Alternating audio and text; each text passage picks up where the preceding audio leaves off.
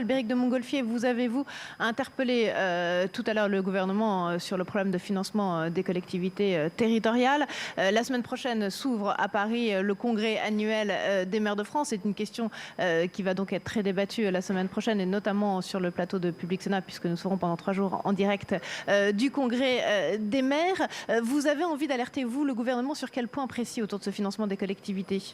Bien, tout simplement sur la question du financement à long terme des collectivités, puisque vous le savez, les collectivités construisent des routes, construisent des bâtiments, construisent des réseaux d'eau, d'assainissement, et tout ça, ça peut se financer qu'à long terme, c'est-à-dire avec des emprunts de plus de 15 ans. Et aujourd'hui, force est de constater que les collectivités n'arrivent pas à emprunter pour des durées longues, ou si elles empruntent à des taux très élevés, donc totalement incompatibles avec la nature même des investissements. Ouais, c'est le problème du financement et du remplacement du financement par Dexia qui a disparu. C'est le remplacement par Dexia, c'est l'application des ratios de Bâle III, les ratios de Bâle III que les États-Unis ont décidé unilatéralement de reporter sine die la semaine dernière.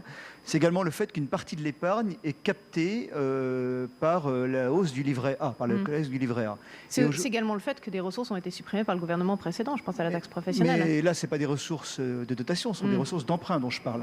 Et c'est la possibilité pour les banques de prêter. Et le fait qu'on augmente le taux du livret A, c'est-à-dire qu'une partie de l'épargne disponible va vers le livret A et au détriment des possibilités de prêt aux collectivités. Alors la difficulté, c'est quoi ? C'est l'impossibilité de financer et les conséquences, surtout, c'est pour les collectivités, bien sûr, cette difficulté, mais surtout pour les entreprises du secteur du bâtiment et des travaux publics, parce que ces entreprises, finalement, dépendent très largement de la commande publique. Très bien, je vous remercie d'être venu de parler de cette question qui est importante et qu'on traitera de façon plus approfondie la semaine prochaine sur l'antenne.